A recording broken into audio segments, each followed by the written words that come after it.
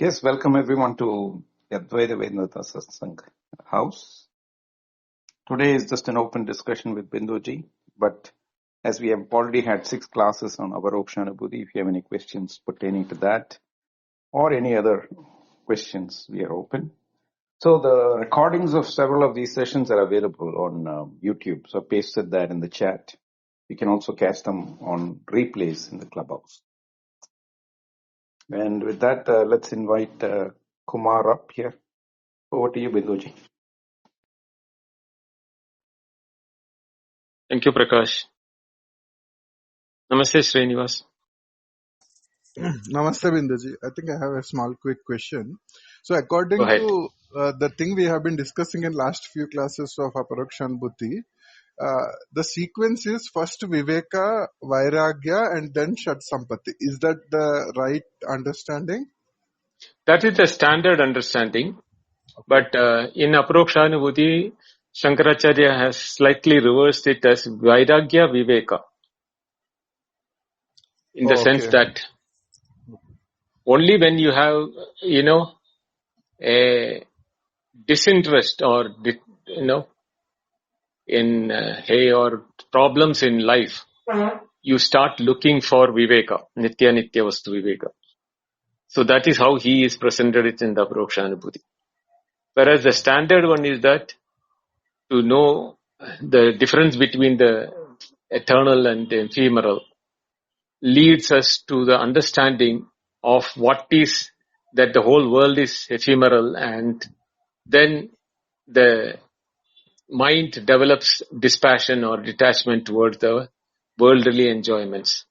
That is how the standard procedure is being mentioned. Whereas in Aparokshanubhuti, he has interchanged between Vairagya and Viveka. So when the Upanishad is saying Pariksha Lokan, Karmachitan, Brahmana, Nirveda Maya, Nastakyuta Krutyena, so that Nirveda, is it not Vairagya? Like, isn't Upanishad also proposing Vairagya first and Viveka second? Or that's what I was... Yes, that is why that particular mantra is proposing Vairagya first. Okay. So yeah, in that, that's where I was confused. I thought it was a different. So then when we say standard, they're proposing Viveka. Where is there any Upanishad? No Upanishad. It is about the other books like Atma Bodha, Tattva Bodha, Viveka Chudamani, etc. Other Prarana Granthas. Oh, okay. So then we can. Okay, actually Sadhana Chatushtaya, when it is quoted, first Viveka comes, right? Nitya Nitya Vastu Viveka, then Iha Mutra Phala Bhoga Viraga, right? Yes, right. Okay, there is the order is reversed. Okay. Right. But actually, as per the Upanishad and as per this Aparokshanubhuti, Vairagya should be the first one which should be there. Unless you have a Vairagya or a dispassion or towards the, if by the nature of enjoyments are non-permanent, you will not look for a permanency anywhere. That's what the saying. That is why the word Pariksha Lokan Karmachitan has brought in that thing that Vairagya should be the first one. So the word Nirveda, what does the English translation, can it be translated to suffering or something like that? Or that Nirveda, what would be the, because Vairagya is like dispassion or detachment, right? So what Right. would we, Nirveda, what would it translate to, Binduji? Nirveda is actually speaking Nirgata Veda. That means withdrawal of involvement, which is in other words dispassion. Okay. Cool. Thank you. Yeah. And then, okay, maybe in the next shloka we will talk about mumukshutva, right? So I'll wait for that. Yeah. Okay. Thanks, Binduji. Yeah. That's it. Thank you. Thank you, Srini. Namaste, Kumar. Namaste, Binduji. So I have a question about Sthit Pragya. And question about Sthit Pragya. Sthita Prajna. Okay. Yes, in Bhagavad Gita, 2nd chapter. Yes. And after that, if we have time, then I might also ask a second question about Vairagya or Sannyasi. But yeah, first question is about Sthit Pragya, and it's in second chapter, I think 55th shloka is something like Prajahati Yada Kamnas Sarva Manogatan and Atmanev Atmatushta Sthit Pragya Uchate or something like that. Yes. So in that, and there is also another shloka that is similar. So my main idea is, because it says you have to give up all the desires, and you have to be satisfied in yourself. So and also another shloka, also the second last shloka of this same chapter, it also says something like Vihaya Sarva Kamana, all desires have to give up. So here I have a little problem about that, to give up all desires. So it sounds like sannyasa or vairagya. So, and if you say it's for householders, then can we do it? Can, giving up all the desires, can that be shortened? Can we give all the desires for just 1 hour, and then after that we do the meditation or whatever for 1 hour, and then we continue with our daily routine jobs and etc. And other option is, you become sannyasi and go to the wherever mountains and do this meditation. And so what so I don't really understand that.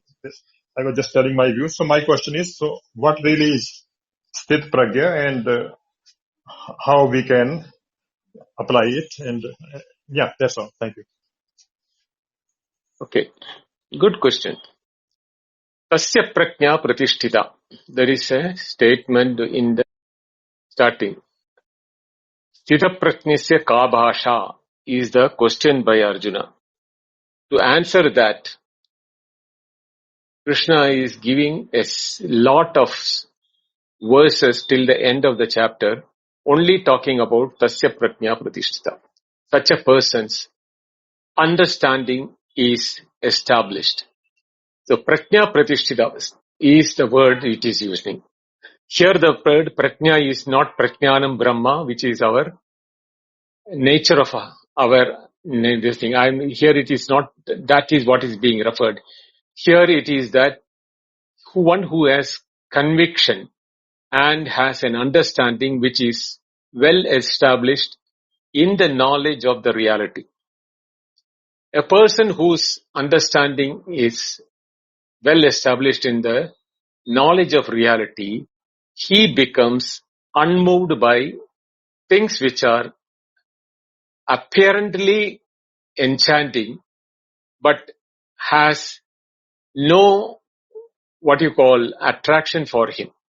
In the reason being that he sees the ephemerality of the nature of objects in the world. But at the same time, since his conviction is that all these are nothing but appearances of the reality, he sees the reality in them. Thereby, he is not treating them as separate from him and getting attracted or dissuaded by the objects. He sees them as himself, in the sense that not as his physical body, but the fundamental reality of what one is the fundamental reality of every object in the world.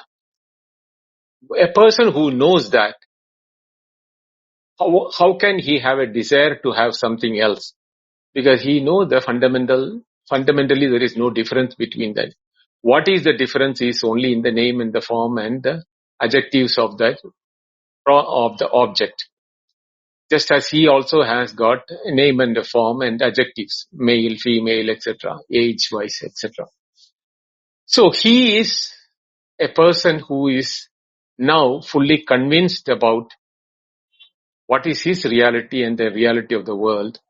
Thereby, such a person in spite of being in the world, is unmoved by the variation which is others seen who does not know the truth and are not convinced about the reality. For others, they go by the name and the form and the adjectives of the object. Therefore, there is a separatedness.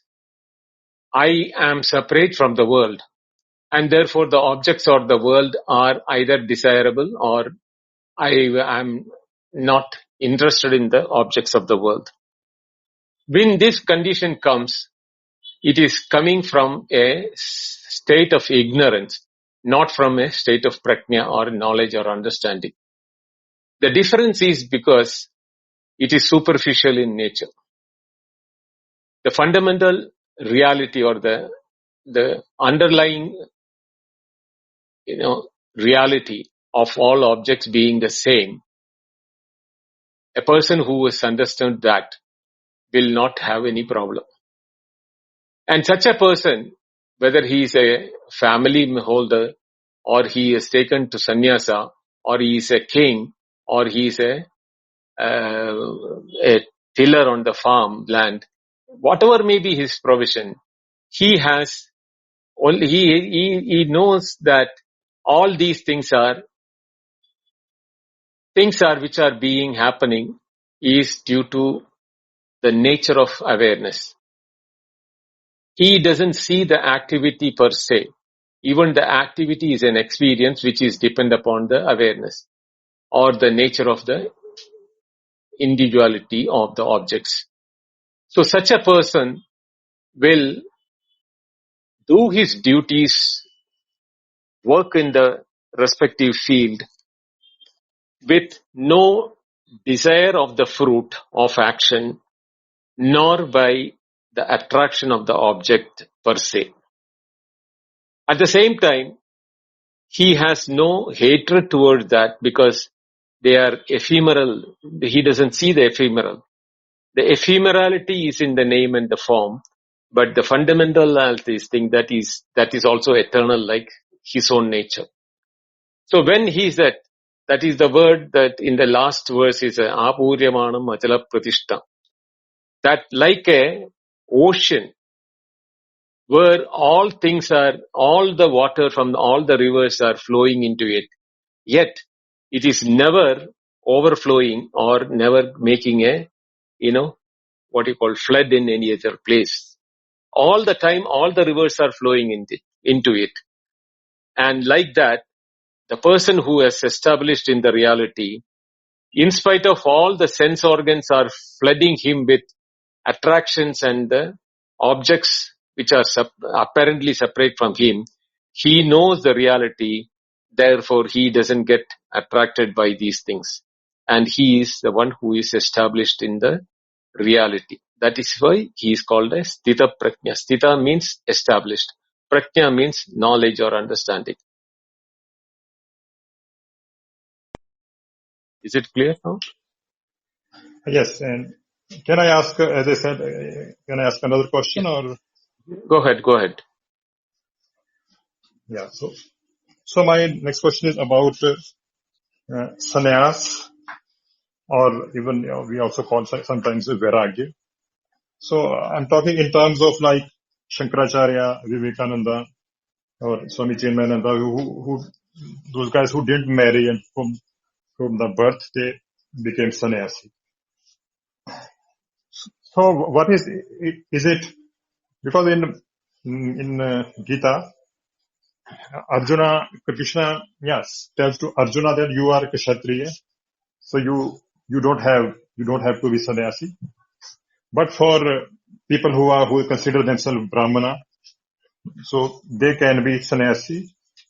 So in Bhagavad Gita, is there a concept like sannyasa, which these guys followed, it's Shankaracharya or Vivekananda, that kind of? Because generally in Bhagavad Gita, it sounds like more for a householder, or because like Krishna and Arjuna, they were involved in all the worldly life, but but these guys who did Vivekananda, Shankaracharya, and so they took sannyasa. So So is it mentioned in that kind of sannyasa is mentioned in Bhagavad Gita, which these guys took, not marrying? And so yeah, could you give me a clarity about that? And also, please also cover Vairagya. Thanks. Okay. The sannyasa what you are referring to is what is called the modern sannyasa. Varnashrama dharma, or the categories of the division of life and the division of, the category of people. These were brought into the society much later, not during the Vedic period. It had, toward the later Vedic period, it had started emerging it. But if you look at the Vedic period, it was very clear. One who studies Veda, the Veda was known as Brahma in the Vedic period. So, Brahma, one who takes up as his dharma or a duty to study the Vedas, such a person is called Brahmana. Not all the people are interested in studying Vedas those days, because professional wise, all of them had their own likes and their dislikes. So those later became the caste system, or the way in which people were divided. But if you look at this thing, those who studied the Vedas were called Brahmanas, and those who completed the study of Brahmana for up to the age of 24, they entered by choice for the Vedas to be propagated further to next generation. They took up householder life and they practiced the rituals in the Vedas as their duty, and they embarked also on the duty of teaching Vedas to their own children, also the children who are interested to learn that. So they became householders and gurus, or the Upadhyaya, Acharya, etc. Different names are there depending upon their capability to teach. But then there were people who were intellectual and highly disinterested in the worldly matters. Those people are the people who took to what you call a mendicant life or wanderer's life. That is called Parivrajaka. There was no word sannyasa at that time. Parivrajaka means they used to move around, not permanently resident with the family and start teaching students, etc. So these Parivrajakas are the people who went around propagating Vedas and the philosophy of the Vedas. These were the system that was prevalent in the Vedic time. Subsequent to that, after any system goes through a degradation or a modification or a change, so too the Vedas were rejected by the Jaina and Buddha followers. They developed a methodology of dedicated workers for propagating the philosophy of Jaina and Buddha. Though dedicated workers did not pick up family life, whether they are young or old, they dedicated their life fully for the practice of sannyasa, and those people were called monks. They were brought in, and that became very popular, and the Buddhism and Jainism became very thriving practices in India. During that time, the Shankaracharya, Adi Shankaracharya, who came, and subsequently the disciples of Shankaracharya also, decided that the Hindu, or not that time you can't call it as Hinduism, the Vedic tradition should be safeguarded from the Buddhist and Jain philosophy. So they also adopted the monk culture from the Buddhist practices, Buddhist and Jainist practices. And that is why what is happening as the modern sannyasa thing, and they became more organized sannyasa, like under the Ramakrishna mission or Vivekananda Ramakrishna mission, Chinmaya mission, or, the ISKCON. All of them have got this organized religious workers. Though those who religious workers became what you call the real people who only worked for the spread of the teachings of their order. If it is Ramakrishna order or the Chinmaya order or the ISKCON order or whatever may be that people to be kept protected from the society, they were all given sannyasas, brahmachari and sannyasa. They had to go through certain, elevation in their status. But that has nothing to do what is called Vairagya. Vairagya based sannyasa is mentioned in the Vedas, where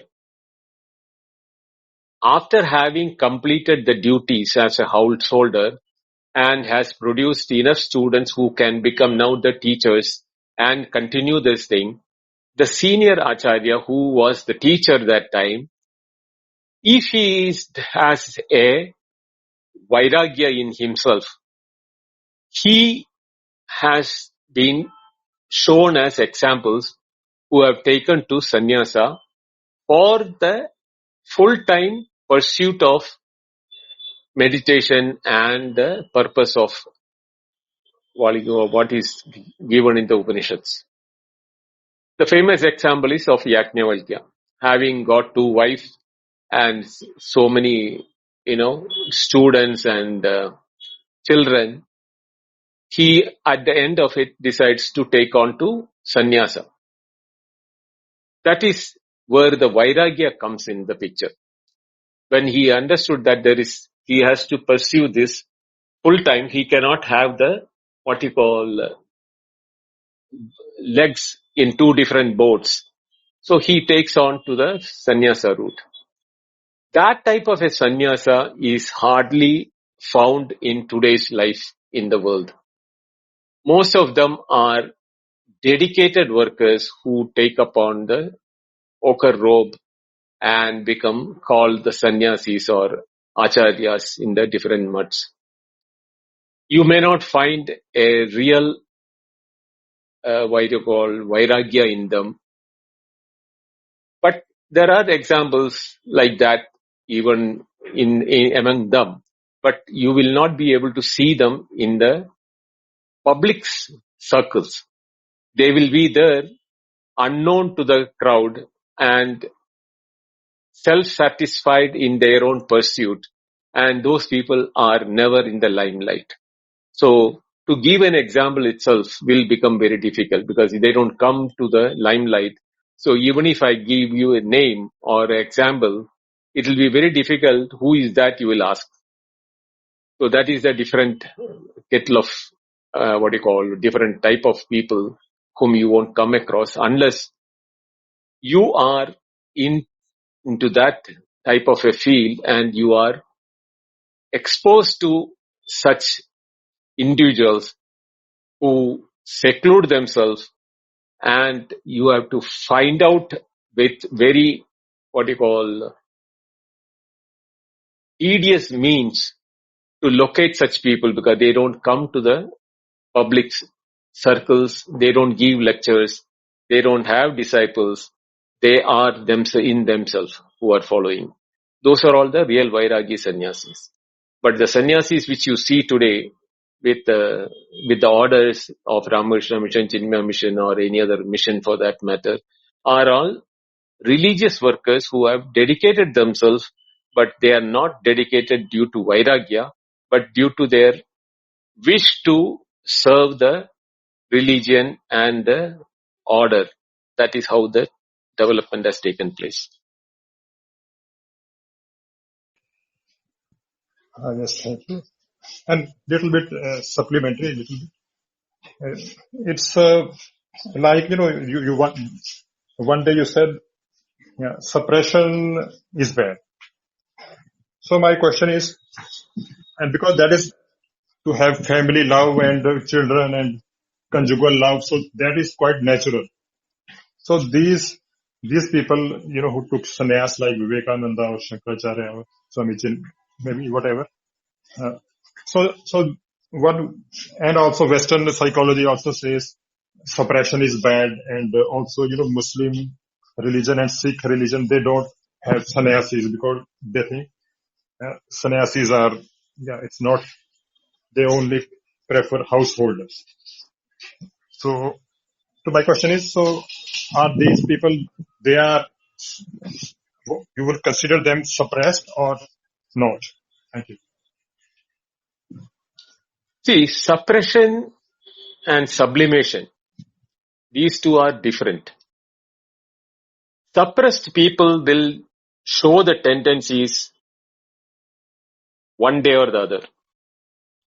So you may think they are what you call people who have not suppressed and become sannyasis, but only people who move close with them or who are private to their life will know the truth what has happened. But for the general public, the picture what is being projected will be different. This I am telling you from my own studies and exposure to different orders in the not only Hindu religion, but also in the other religions also. So those, what they project to the public is one image, what they live is their different image. So the suppression doesn't really take place. They have avenues to, satisfy them in those matters. And as far as the leaders are concerned, we have no knowledge about knowing their 24-hour life cycle. So it will be improper for me to assume or even to tell whether they were real who have, suppressed or sublimated or whatever may be that. You can never know anybody other than yourself. The only person who can be true to you or truly knowing you will be yourself. And there will be areas where you will not like to even expose yourself. Forget about things which are coming in your mind or thought or your wishful things like that. Sometimes you may not even like to expose this or talk to anybody about it, thinking that what others will think about you. So these are all the things which you suppress otherwise. So really speaking, it is very wrong for us to even judge or evaluate or even keep values for different people in the. So the standard saying in the Shastra is that in the whole world there are plenty of things which are good and to be accepted. Every rose has got a thorn with it. But that doesn't stop the rose giving out the fragrance. So don't pick up the flower, let it be on the tree or on the bush. You can get the fragrance in the proximity of it. So go only to that extent where you get the fragrance of the person or the teaching. Don't be too close to anybody. Thanks a lot, Binduji. Thank you, Kumar. Hariom Binduji, Shobha. Yeah, just one go ahead. moment. And I hope you don't mind, Prakash. Just to remind people that we're really here to discuss together. If you come up, you're welcome to stay on the panel. And also, we've been having the class on Aparoksha Nubhuti. If you have remaining things that are not resolved in your mind, this is really the opportunity to bring those forward and other questions you might have that we could benefit from. So even though there may be long exchanges, please feel free to raise your hand and Prakash will bring you up. Thank you for letting me interject. And, Shobha, if you don't have, however you want to participate. Anyway, thank you. Thank you, Atimishya. Hari Om. Hari Om, Modaya. Hari Om, everyone. Hariom. So, the first thing I wanted to ask you or share with you, you already covered it just now. So, the thought was, doesn't Viveka, whether Viveka comes first or should be practiced first or Vairagya comes first, doesn't it depend on the person, was what I was going to ask you, but you talked about it. So then it's that for a sannyasi, of course, the Vairagya is needed first, right? Or through Vairagya they enter into that, and then the either Viveka Vairagya follows or Vairagya and Viveka. But for a lot of grihasthas in the samsara, for many there comes a time when the life gets so difficult that that Vairagya comes that way also. That this is enough, and in most cases there is the knowledge that this is not real and there is Brahman, and then that Vairagya comes to exit from this. It is not always followed with entering any organized study or even then following through to get that Viveka, but in many cases it does. So I hear that from a lot of people. That is how the Vairagya starts. So I was going to ask you about that, but you gave many different examples. So that was very good. Thank you. Then I have a doubt on this Sthita Prajna. So Sthita Prajna is, so as you said, the man of wisdom who starting with fully renouncing all the desires, and then Krishna goes on to say all the steps that are required. But then in the Shloka 56, Dukheshu anudvigna manaha sukheshu vigata spruhaha vita raga bhaya krodha sthita dhihi munihi uchyate. So there, that monk is called a man of steady wisdom when his mind is unperturbed in sorrow. He is free from longing for delights and has gone beyond attachment, fear and anger. So for the word monk, the footnote there says Shankaracharya identifies the monk with the man of realization. So that is my doubt, and also my question to you is, when in Bhagavad Gita Krishna talks about Sthita Prajna, because it is also said that he is describing the state of his Sthita Prajna not only to tell us what his qualities are, characteristics are, how he moves about in the world, and what all he follows. It is also given as the disciplines for an aspirant. So that is also there. But this part about Shankaracharya identifies the monk with man of realization, and then using that word here.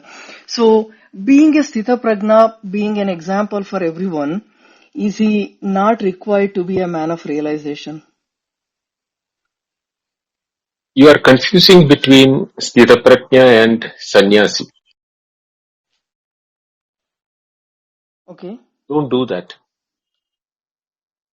Manute janati iti munihi yaha saha muni. One who knows. Manute yaha saha muni. That is the etymology of the word Muni. Means one who knows. Knows what? Tattvam Janati. So one who knows the truth, for him, his mind is fixed, or his intellect is fixed, or his prajna is fixed. In what? In the truth. Once we know the truth, the transaction becomes easy because there is no duality in the transaction. Mm. The duality is known as that of the body and the sense organs, including both knowledge of perception, knowledge of action, both put together as sense organs. So, such a person, he said, Indriyani Indriyabhyasya iti matva no shochate. He knows that the sense organs are for the purpose of the sensing, and the body and the mind is that of the experiencer. And I am not the experiencer, but I am the awareness which gives the experiencer the status of experiencing. So he is identified himself not as the person who is living and breathing and working and all those things. He sees his body as an instrument of action. An instrument of action for what? That is the nature of awareness. Not that action is that of awareness. There is no activity either as a doer or an enjoyer in the awareness. But the doer, doing and enjoying is superimposed on the mind by the individual when he thinks that he is separate from that. So if you read Bhagavad Gita from the top to bottom, you will find that Krishna telling that Mama Vartma Anu Vartande Manushya Sarvashaha. That is one place where he said that they are working as my order, my path which has been laid by him. But what happens is that when they laid down path, you forget that you are the awareness, you have come here for experiencing purpose of the duality or the apparent duality, where, he is saying that in the Arjuna, what is that? In the three worlds, I have neither nanam aptava maptavyam. Neither there is anything to be attained by me, nor to be, not attained by me. But I work as if I am working for the one who sees me. He is apparently working, but he is not really working. From the point of view of Krishna, he is not working at all, because he is awareness. Awareness has no activity. But those who do not see him as awareness or the jnana surupa, for him Krishna is a person who is working. Same way, when we look at a jnani or a sthita prajna, we'll see him engaged in the activity in the normal. Either they need not be a preacher or a teacher or anything. They can be an ordinary person living in the world. Whether he knows the reality or not, also you may not know. There are people like that. Totally oblivion of the world around him. He is engaged, as if he is engaged, he is working. There can be people like Janaka who is like a king also.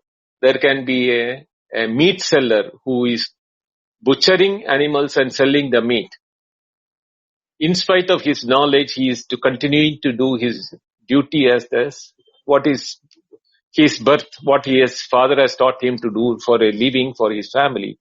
He is continuing to do, but that has not denied him the knowledge, nor has he stopped doing what he is supposed to be doing. because he doesn't see the difference between the two. So that doesn't mean that everybody should enter into killing and everything. No, that will not happen. This is exactly where, people get confused about the examples and the Sthita Prajna and how do we do this? As if they think that this knowledge will make you impotent and withdrawn from the world outside and will make you a useless, relaxing, enjoying person. No. He will be in the thick and thin of the world. A person like Vivekananda or a person like Swami Chinmayananda or even Swami Nisargadatta Maharaj, who maintained his family with selling the cigarettes he was rolling by hand-rolled cigarettes. He started getting some donations and everything only when the Frenchman wrote about his discussion with him and translated into the French and later to English. And there was people, then slowly he started becoming popular. Till then, with his knowledge also as Nisargadatta, before becoming a Maharaj, was hand-rolling cigarettes. By hand-rolled cigarettes he was selling and maintaining his family.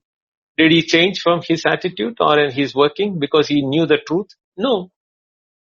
That is where the understanding has to be perfect in our sense that we are not going to abandon anything what we are doing. This knowledge will set you free so that you will continue to work freely in the society without any consequences affecting you, because the consequences are only for those who think that he is the doer. To him, the consequences will be there. To the person who is thinking that he is neither the doer nor the enjoyer, these are all happenings in awareness. He is neither affected by that nor, aloof from that.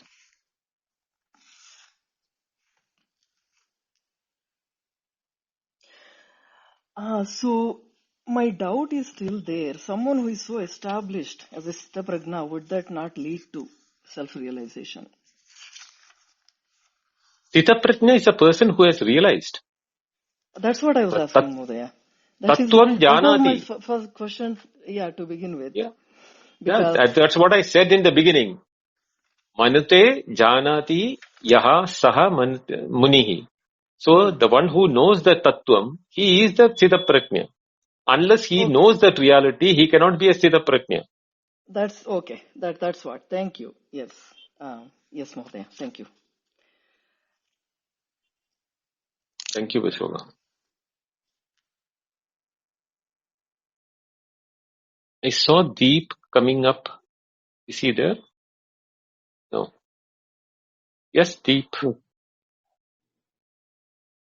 He's in the audience, yes. Okay. Namaste, Binduji. Good to see you. Sastrikal. Sastrikal. I decided I don't have a question. So Okay. Then fine. Yeah. Because after a long time I saw you and coming up, so I thought there must be something which you want to discuss. I mean, there's always lots to discuss, but sometimes I feel like in this room, I don't know, maybe one day I want to have a more intimate conversation with you. That would be a better place to discuss the things that Are you in India? Are you in India? And now presently in America. But, otherwise we are on meeting up in Mysore next week. I know I'm going to miss that, unfortunately, but another day maybe. Yeah. Yes. I just came. I will not come for long also, but I think those dates I'm going to miss. It's 20. What date are you people meeting, by the way? 21st and 22nd. 21st, 22nd. Okay, yeah. When are you back? I think I'm going to be coming towards the end of the month. I just came on 12th, like 3-4 days back. Okay. Okay. Namaste to everybody, by the way. Artemisia, good Prakash. Namaste, Deep.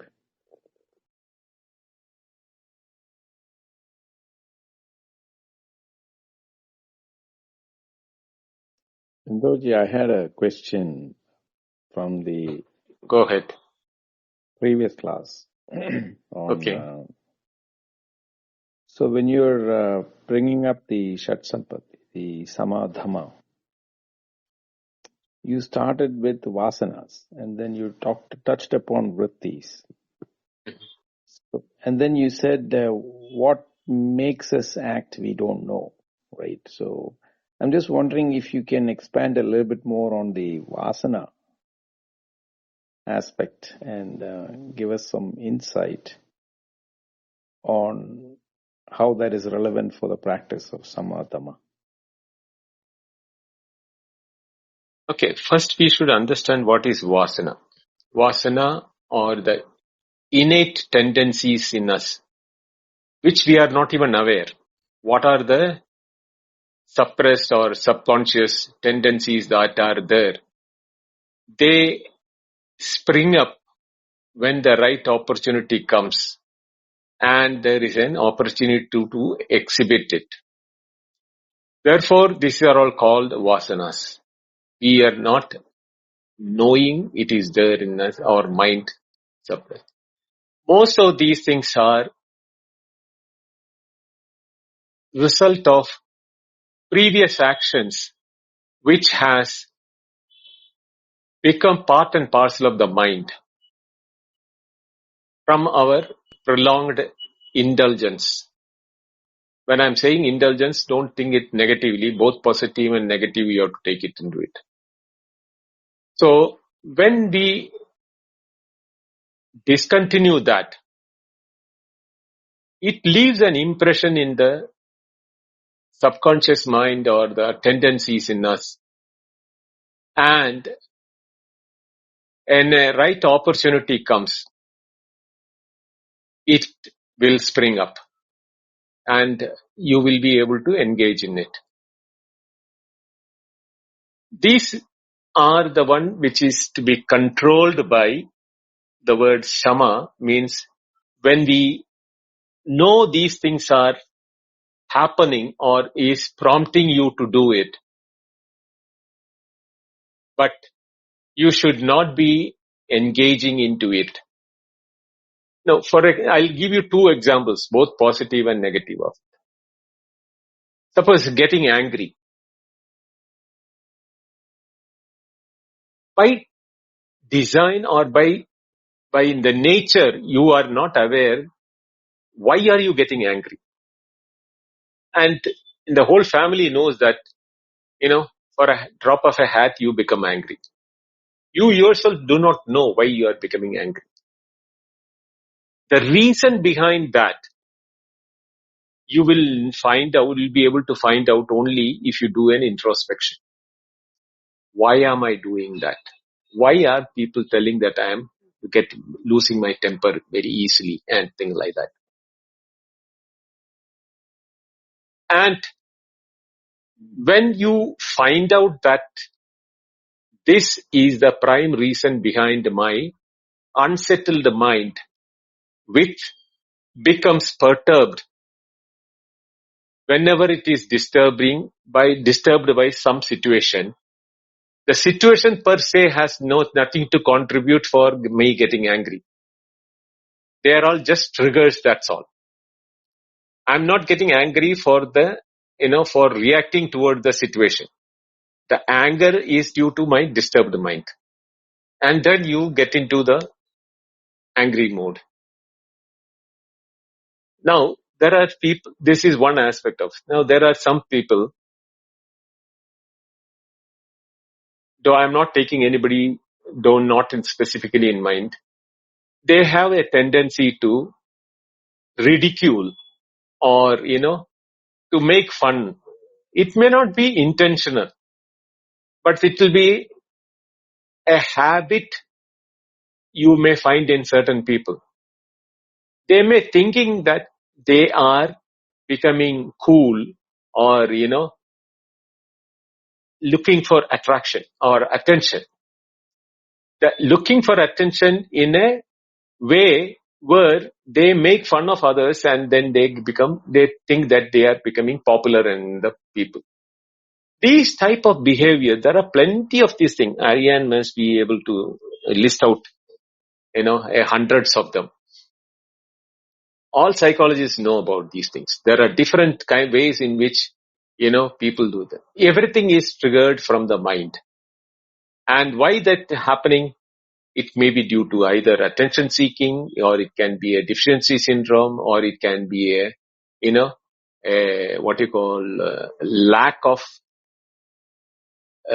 certain aspects in their life, like lack of care, lack of love. Many things can create these type of, tendencies to come out, and our behaviors will be different nature. We need to identify if somebody is calling me a person of anger. I should not be getting angry at the people. On the contrary, I should work out on myself and saying, what is that is unsettled in me or triggering me in me, which is giving rise that I become a tipping point at every time. Identifying that and working toward that to rectify that nature of mind within myself is what is called Shama. When it comes to Dhamma, it is the nature of sense organs to look for what is pleasing to the sense organs. What is pleasing to the sense organ is not directly the sense organ per se, but it is indirectly by the mind again. But here, it is not the tendencies of the mind which is prompting the sense organs to look for it again, but it is the type the mind wants to develop certain aspects. Some people wants to be always in a company of people who are all in smoking company or drinking company, or sometime going for movies, or some for traveling. It can be anything. I'm not telling this is good, that is bad. No, nothing like that. But all these tendencies, all these things which are driven by the sense organs, when is satisfied the mind becomes quiet. That moment, or when you are engaged in that activities. But what is happening is that the mind is never aware that it is in a state where it has surrendered itself to the enjoyment through the sense organs. So that is also not a good sign when you are in the path of spirituality, where you need to bring a pacified or settled mind for your purpose. So when your mind is agitated either by innate tendencies or by the desire to be engaged in the world outside, both Shama and Dhamma are not in a very conducive place where your mind will be turning toward the knowing your reality or knowing the truth. The third aspect of Uparati is the acting of withdrawal with the knowledge. That is where the Viveka Vairagya also should have to contribute for Uparati and Titiksha, both the places. The third and the fourth one. To withdraw, you should know why you are withdrawing. Otherwise, it will become a suppression, which we were discussing earlier. So, that should not happen, but you are withdrawing the wasteful nature of the mind getting engaged in the world outside. That is Uparati. And Titiksha, forbearance or patient endurance, that is something which has got very high value in the spiritual world.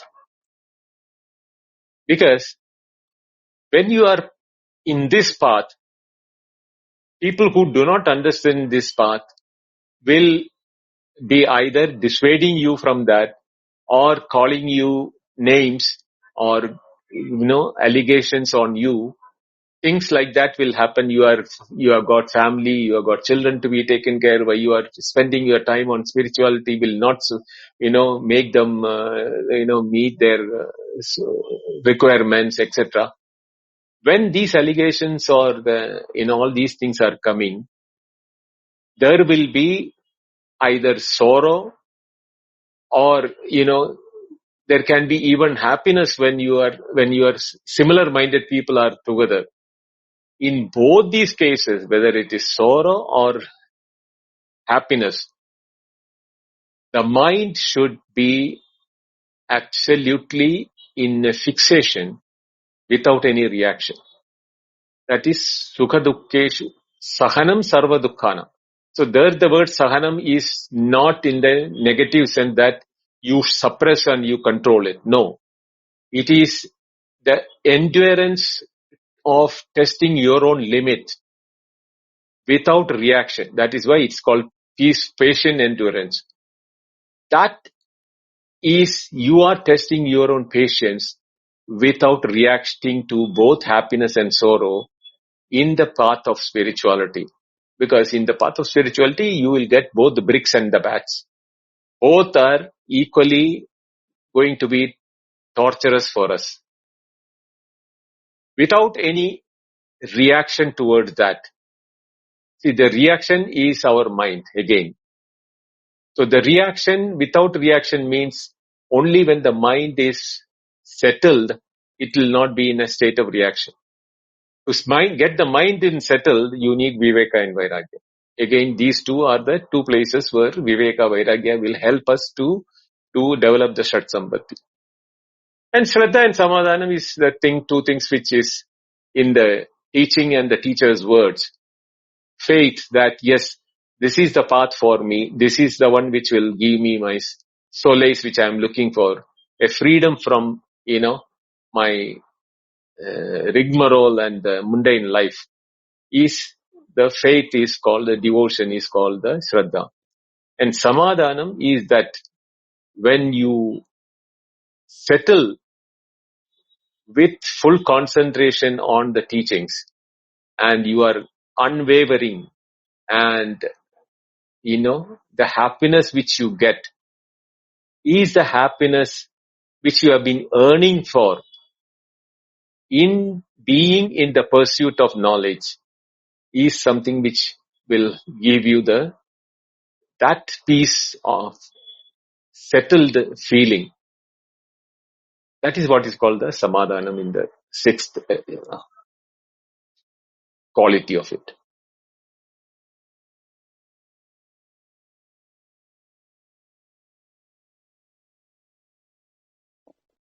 Yes, thank you, Binduji.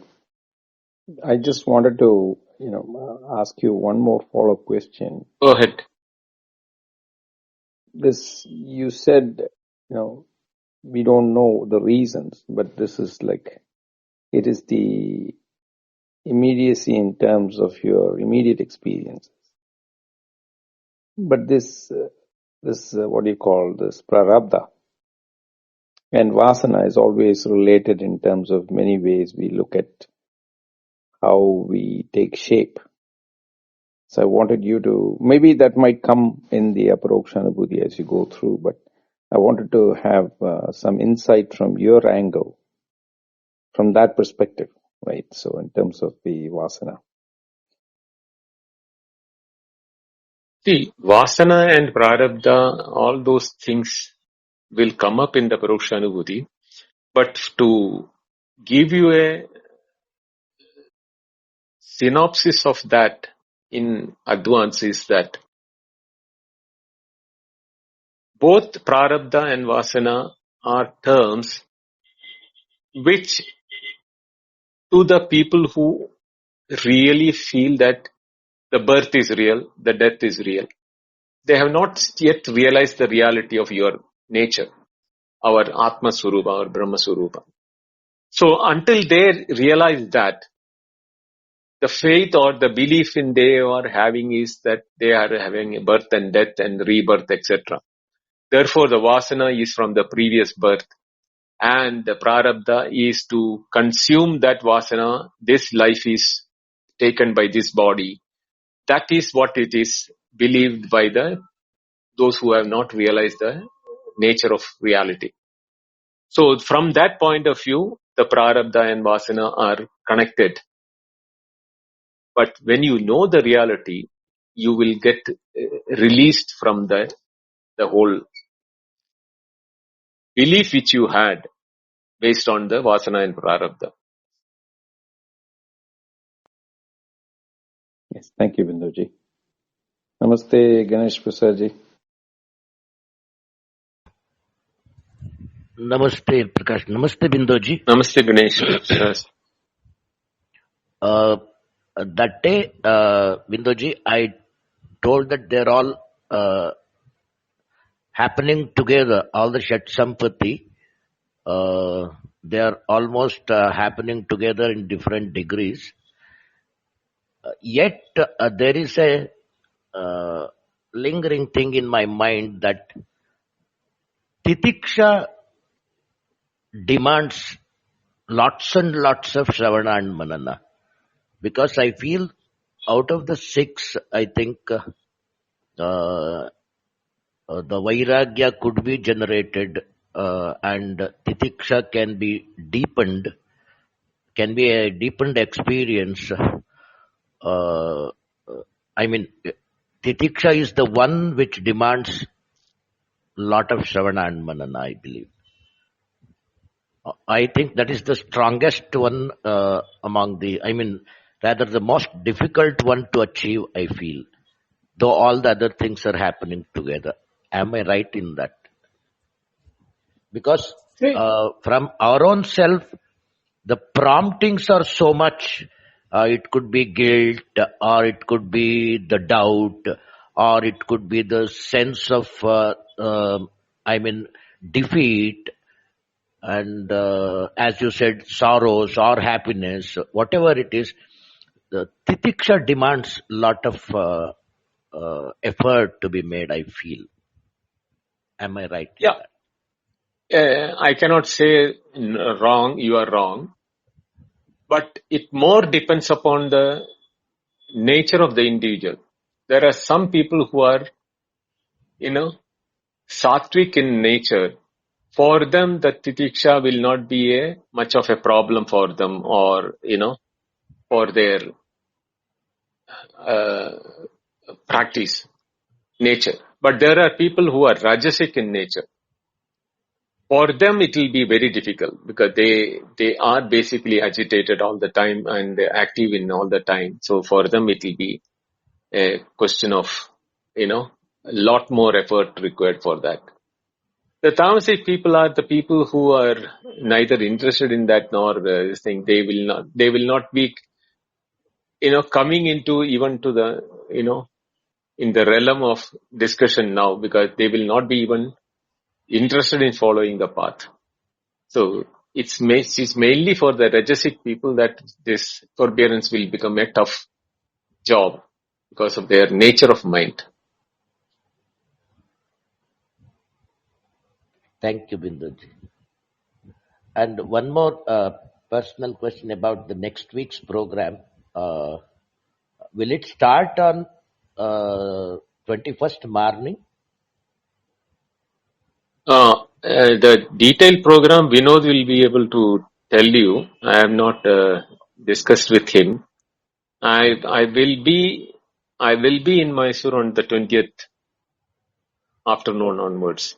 Okay. I'll be reaching Mysore by Friday night, and I have to start from home, 35 kilometers away from the place mentioned. So I just asked at what time, if you know. I'll ask Kulkarni in that case. Thank you.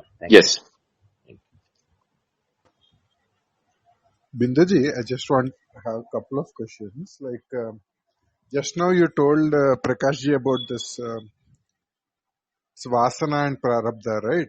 So it's the same thing can apply for that Jivan Mukti and Videha Mukti kind of thing. So people who are discussing, they are not really come to terms with the Janma and all those things. So do you think that was also same category, or is it any different? Yeah, it is the same category. See, That is what, if you have studied the Upanishad in reality, Nitya Buddha Shuddha Mukta Swabhava is the nature of everything. We are all that. At this very moment, I told you, we keep repeating that. Yet, I want to become a jnani, I want to become a sthita prajna. These type of, thoughts which are like, there is a difference between jnani, the jivan mukta and videha mukta. There is a, what you call, vidvat sannyasa, vividisha sannyasa. All these type of questions are only leading you with the basic belief that there is a birth and death. But na jayate mriyate va katachit. Ajo nitya shashvadoyam puranaha. Na hanyate hanyamane sharire. When you listen to all these things from the Upanishad and the Gita and everything, how can you think about these things differently? That is why I keep saying that Swamshigaranam, that the whole time Upanishad is talking about you, your true nature. It is neither talking about the sun, moon and the prana and the mana and the etc. etc. No, they are not. When it is says Tattvamasi, that Tvam is the one which is there being talked about it.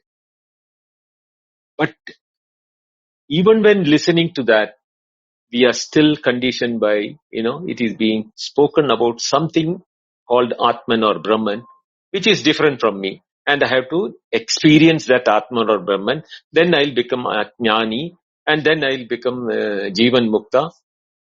This will never take you to the goal. While discussing that Satya Jnanam Anandam Brahma is you, that Satchidanandam is you. When that is being said, why do you place an Atma or Brahman outside and trying to achieve that?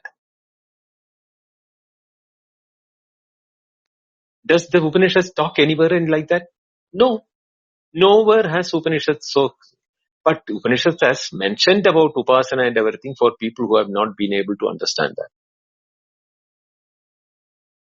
That concession is made because Upanishad is all said as is most benevolent in teaching. So for those who have not understood that, the Upasana is being given. But it has never mentioned anywhere that, the birth and the death is everything is real. Thank you, Binduji. One more question I wanted to ask is, I think in one of the paribhasha or terminology, Ishvara Spruha is talked about as one of the qualification, right? So, do you think that maps to any of this sadhana? Because I think generally, if I'm not wrong, it's a Sattva Guna is related to Ishvara Spruha. Since you mentioned, I remembered. So, do you think that Ishvara Spruha can be mapped to any of this qualifying criteria of sadhana chatushtaya? It is not at all mapped to anything from your absolute point of view. But if you have not understood your absolute nature, to cajole you, to make you understand in such a way that Spruha means touch. Ishvara Spruha means the touch of the God or the blessing from the God, whatever term you want to use it. That is the reason why you are studying this. Is given as a console to those who are wanting to study and those who want to follow the pursuit or the path. But in reality, you don't need it because you are that. But if you do not know that I am that, then this Ishvara Spruha or the touch of God or blessing from God. That is why again even in that Upanishad it's na pratneya dana tadena tyage deneve amritu manasu. That what is that? Ime esha ime mrunave. Namedhaya na bahuna shrutena yame vesha vurante tena labhyam. Tena labhya. Yeah. That is also a concession for that matter only. I think one way I thought was, is it a shortcut to develop the gunas of Shama, Dama, Uparati? This Ishvara Spruha, will it help, like people with Ishvara Spruha, are they able to easily cultivate some of these things? Even Ganesh Prasad ji was touching upon that, right? So that's where I was thinking. Yeah. See, everything is possible, everything is allowed, but the goal should not be forgotten. In the process, japa, tapa, yoga, everything you can accept it. But that they are all only means. But the goal is to realize what is your true nature. For whom it matters. The teaching doesn't matter to me. Why should I waste my time and study this? If I am not the beneficiary for the goal or the effect of the learning, then I am wasting my time here. I should rather be in some other place where I should be doing something which will be helpful for my living, right? But that is not the case. Here he is saying that you will continue to live your world life. You will be successful in your life. That is immaterial of what is happening. But when you know who you are, the approach with which you do your life and you handle your life will be the way in which you are neither interested in taking a bite of the pie from anybody else or, grabbing something from somebody else or cheating somebody or you don't climb on the shoulder of somebody else for your benefit. No, you don't need to do that. That will be satisfaction which you have. You are not interested in any of these activities. Thank you, Binduji. I think one final question, because on the topic of Sadhana Chatushtaya, that two shlokas which I relate to this Sadhana Chatushtaya topic is that one Pariksha Loka and the second shloka of Nachiketa, right? Yayam prete vichikitsa manushya astityeke naya. So I was just comparing. So Nachiketa seems to be even forward, right? He's almost at a mumukshutva stage. Do you think that so this Nachiketa shloka feels little bit more evolved or forward than that other shloka? Do you agree? Absolutely agree with you. Yeah. Yeah. Nachiketa was an evolved soul already. Otherwise, nobody can do that type of a penance in front of when you are being thrown with all the youth and the wealth and the money and the longevity and everything. Ordinary people will take it and come back, say, let me enjoy the world. But he said that you keep it to yourself. I don't need it. To Yama, he said that. So that shows the maturity of the student. Okay. Thank you, Binduji. That's all. You can go forward. Thank you very much. Thank you, Shivam. Namaste, Shivam. You are not a member of the room. You can go ahead with your question. Yeah, thank you for giving me the chance. I want to ask, Binodji, you have said you had to know your, absolute nature. But somewhere in the Gita, I have read that you have to become you have to become independent of nature. So I see there is some kind of clash there in philosophy, I think. No, there is no clash. The word nature is used by different connotation in two different places. In the Bhagavad Gita, nature is used in the Sankhya sense of Purusha and Prakriti. That Prakriti has been translated as nature in the translations. Whereas here, your true nature or your true self, when we are talking about, it is not the nature of the individual we are talking about. We are talking about your Swarupa or your true identity or true entity who you should be, that is what is we are talking about. So when you know that who you are or what you are is what is being discussed by Advaita. Whereas in the Sankhya, they have a system of Purusha and Prakriti. Purusha is the Chetana Vastu and Prakriti is the nature, where the presence of the Chetana Vastu, the Prakriti becomes alive and active. So that is the method in which Sankhya philosophy talks about it. So if it, depending upon which part of, which verse of Bhagavad Gita you are referring to, we have to know, if you are to take that, you have to better go by a Sanskrit or a vernacular translation rather than depending upon an English translation. Because the word nature can be misleading. Okay. Also, like there were, as I read a Gita a lot, I came to know like there are like verses where Shri Krishna has said that the whole universe is bounded by nature, and come to me you can become not nature but time. The whole universe is bounded by time. Come to me and I will make you independent of time.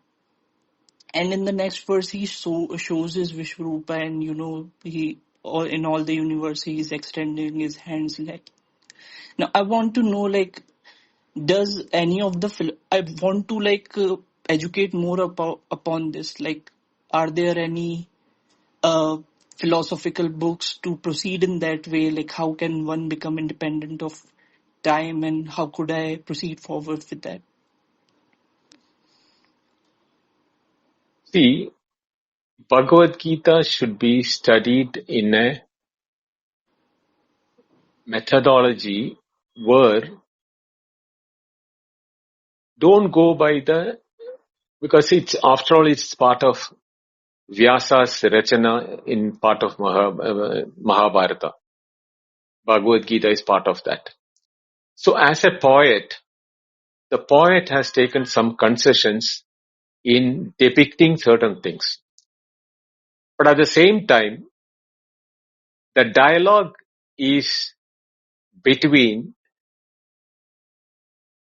Krishna and Arjuna, where Arjuna is the Jivatma and Krishna is the Paramatma. Or in other terms, our individualized nature of who we are as limited human being is Arjuna, and Krishna representing our true nature, our real self. So Atma Bhavena. So when they say that the time you come to me, Krishna telling Arjuna is to me means it is not Arjuna going to Krishna. He is the Atma of Arjuna is telling Arjuna, instead of depending upon time and the limitation of the human physical body, you come to the real self in you, me, that the me in you, and that is the time when you will be freed from that. That explanation needs a lot of preamble, and I need to take you from the second chapter onwards to that level. Comes in the 11th chapter. So you have missed so many things in between when you go directly to the 11th chapter and try to find an answer for that. Everywhere you have to take it that where the word mom is used by Krishna, or where he is indicating about him, we should read it as the true self in us is talking to the feeling, the individualized ego outside, which is Arjuna. That is how you have to, re-understand Bhagavad Gita. Yeah, I kind of agree with you. There are some more questions there are like a lot of things like, when in Bhagavad Gita, Krishna says that you, that the body is bounded by its nature. So it's not you that you are doing everything, it's your nature that you are doing everything. When you become self-evolved, it would feel like uh, every kind of nature, whatever nature is inside you is forcing to do anything. You can it won't have any kind of effect on you. So I want to know is this the way ascetic way, is this the ascetic way of life, that if I'm seeing something and I'm craving for it, should I stop craving for it, or it should be the inner feeling that should not come from within? Are you getting my point? I might not be clear in this. No, I got your point. Shivam, if you are getting a craving for a thing, do you analyze why am I having the craving for it? What is prompting me to have the craving for it? Uh, What is the power or what is the source which is making me feel that I am different from that object and I need that object for my satisfaction? If I get the satisfaction, that object, will I be satisfied that moment, or will I remain, satisfaction will remain forever? Ever will I be ever into the entire my life I will be satisfied? All these questions should come. Then only you will really know that what is really happening. When you know the answer to all these questions, you will come to a stage whether there won't be any craving for it, but whether it comes or not, you will be having the happiness whether it comes or it doesn't come. You will be still be same, having the happiness of the satisfied person without that craving object. That is the difference where it is. Yeah, I understand. Because craving for us is because I am keeping myself separate. The one which is being craved for is separate from me. This separation is the reason why I am craving for it. Thinking that when I have that with me, I will be happy. But that happiness has got a problem. If there's too much of that object which is craved by comes to me, my happiness keeps reducing by diminishing your quantity. I mean, the higher the quantity, lesser the happiness. Imagine you are eating sweet. The more you keep on eating sweet, after some time you will not be able to. You will be running away from sweet. I'm just giving an example. Mm-hmm. But at the same time, you will think that you are having that, you will be happy. But the happiness lasts only as long as the sweetness remains in your mouth. The moment it goes through your esophagus into your belly, there is no sweetness anywhere in the body. The sweetness was only for the half a square inch of tongue, which it was measuring at the time of eating. After that, it is gone. The happiness is not there, say that. I want to interrupt in this because Yeah. there was one verse in that they say these. I want to point out specifically to Rajoguna, where there is no end to it. You do it and you want to do it again. There is no end to it. So it kind of contradicts your way of saying that once you get it, you would be happy for that moment of time only, and then you will be satisfied after it. No, there are different things will give you different examples. If, for example, a sweet thing which I told you, you have the sweet, you are happy about it. But if I am given you hundreds of sweet, you will not eat hundreds of sweet. You are getting fed up of that after some time, or you will start hating the sweet. Sometimes it happens at that. So what is that happiness part of it is what is more important than what item I am referring to. Happiness from anything which is external to you gives you happiness momentarily. That momentary happiness we confuse between our true happiness. But what happens actually in the happiness as a procedure is, or a process is, that when it is not next to me, I have a craving, which is called priya. It is priyam to me.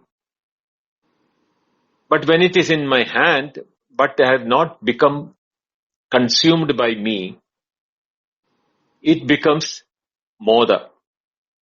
But when I consume and make it part of me by consuming it or indulging with it, it becomes pramoda. So priya, moda, pramoda. These are the three stages of happiness. By seeing it, desiring for it is priya. Having it, yet not indulged in it, is moda. But when I indulge in it, it becomes pramoda. Now, what happens is that mind is agitated when it is in the state of priya, because it is not in my possession. But the moment it comes in my possession, the mind is now half settled, because at least it is within my reach. Then the mind is settled. And when you are indulging, the mind is now indulging along with it on the happiness of, on the process of indulgence. When the mind is in the process of indulgence, the mind is now settled in the process of indulgence, and that mind is now not there to disturb your being or your real self. So what happens is that the happiness of your own nature is what is being experienced when the mind becomes quiet and engaged in the object of happiness.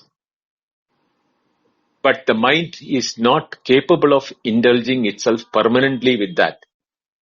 So the mind comes back, and we are again back to square one.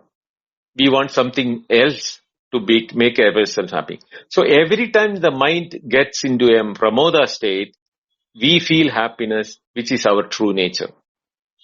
And the mind, when it appears again for craving something else, this mind prohibits our happiness from being experienced by us.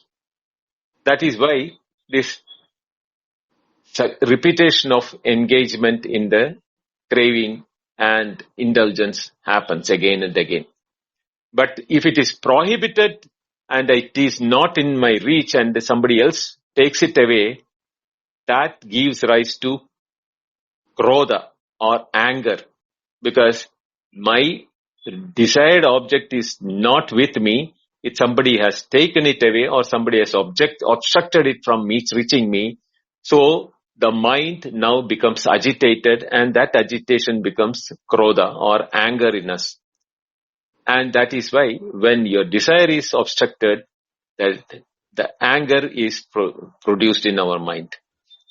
This anger, when becomes too much, we lose our sensibility, and then we become vengeance or revengeful, and that will make us agitated to such an extent we lose the balance of our mind to such an extent we may even go ahead and destroy the obstruction or the person who has stopped us.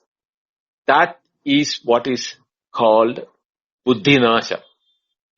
We are losing our intellect, logic, to find out and analyze ourselves.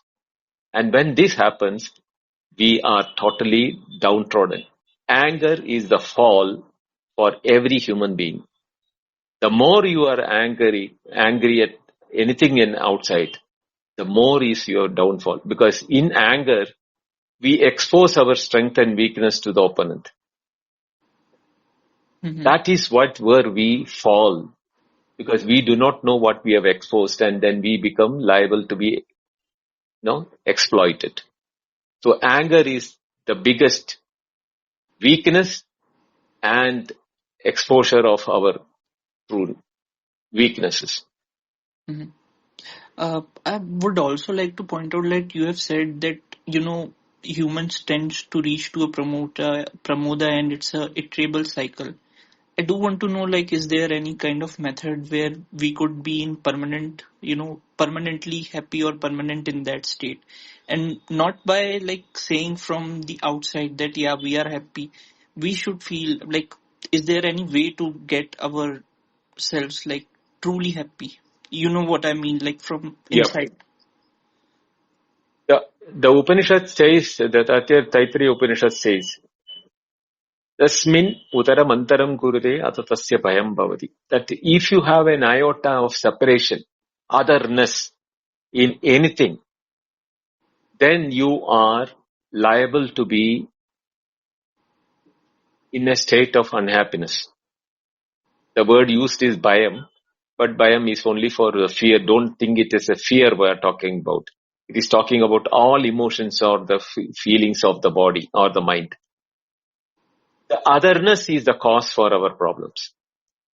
And when we do not see the otherness, and when we are seeing the oneness in everything, the humanity or the whole world, what is the source, from where it is coming, how it is coming, why am I seeing it as different?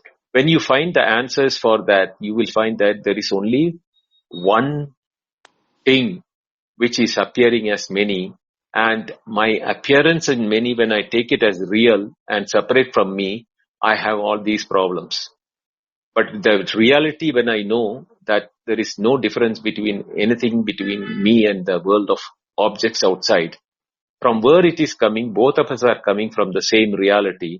When that reality is known, then the otherness goes and we see the oneness in everything. And that is what is called ekattum anupashyata. And that oneness, ekattum, that is what is also called kaivalyam, or the permanent happiness, where that is a niratishaya ananda.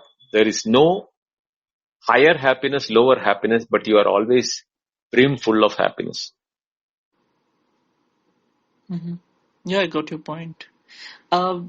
Just one last question I had to ask. This is the last one. Like, and also one of the verses, like Shri Krishna said that I do every kind of things, and there is a Sanskrit shloka like it goes like this: Sarvendriya guna bhasam, sarvendriya vivarjitam, asaktam sarvabhruchaiva nirguna guna bhoktracha. Like I do every kind of things, like all kind of like, be it rajoguna karma, be it sattva karma, be it tamoguna karma. The only thing that I'm not responsible or for it is like that I'm not attached to it. Like it's not clear to me how are things going in there, in this shloka. That shloka should not be studied in isolation, because the previous verses are the build-up for that shloka to be understood. And then there is following verses also. So you have to understand that these shlokas are all interconnected. And I have to go through these shlokas myself to explain it to you, because offhand I will not be able to remember the previous and the following shlokas. Hmm. Okay. Thank you, Binodji. It was very nice talking to you. Thank you, Shiva.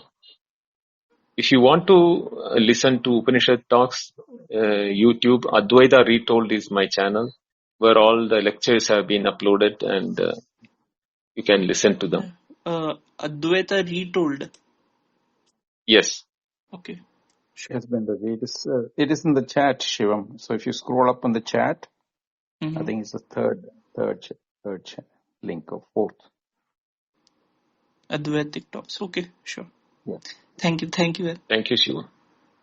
Prakash, can we Thank you, Shivam. wind up? Yes, Bendaji. So I think it's 10:34 actually. We have overtime. So First of all, again, thank you, Binduji, for such profound clarity to all questions from various perspectives. As usual, very engaging satsang, and thank you everyone for asking questions, for sitting and listening in the audience, and engaging in this space. Our next room is on Wednesday at 8:30 IST, and that will be a continuation of Aparokshanubhuti, class number 7. And as I mentioned earlier, the replays are available in Clubhouse for the various sessions that were conducted earlier, and also for if you want to have a series that is well cataloged, you can go to the YouTube channel, just like what Shivam was asking about, which is Advaita Retold. So again, thank you everyone. Have a great weekend, and over to you, Binduji, for closing this session. Thank you, Prakash, Artemisha, Srinu, Shobha, Ganesh, Shivam, Kumar for your questions, and thank you all of those who have been listening to this. We all see you on Wednesday for the Aparokshanubhuti, or those who are coming only for the open house, we'll see you on next Sunday. Hari Om. Good night. Hari Om. Good night, Binduji. Hari Om. Thank you.